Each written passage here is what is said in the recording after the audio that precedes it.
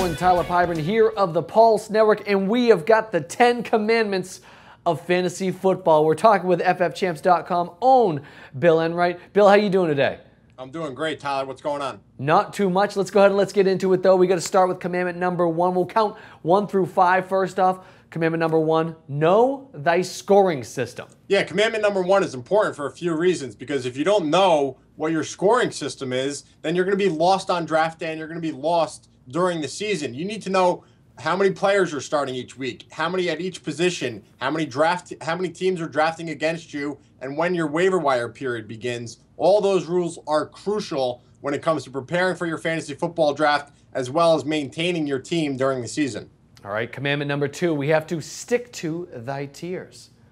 Yeah, the tiering system is something that we do with our rankings during the season, as well as our preseason cheat sheets at ffchamps.com. It's really important that you want to get a good guy or one of the guys in the top tier. So anyone that's in our tier is interchangeable in terms of the player ranking. So for running backs, for example, Arian Foster, LaShawn McCoy, Ray Rice, they're all in that top tier. So it doesn't matter if you have the first pick and you go LaShawn McCoy, because to us, those guys are interchangeable. But the point of the tiering-based strategy is you'll want to grab a guy in each of those tiers and kind of format your draft that way. All right, so commandment number 3 is one of the interesting ones to me. Avoid players from bad teams. Explain that one. Yeah, bad teams don't score a lot of points, and points are what helps you win on fantasy football. Some of the bad teams this year that I'm staying away from are the Cleveland Browns, the St. Louis Rams, the Minnesota Vikings, and the Jacksonville Jaguars. How about commandment number 4, draft players from the next great offense? Yeah, so this one's the opposite of number 3. We all know the Packers and the Saints and the Patriots are going to put up a lot of points, and that's great. That's a given.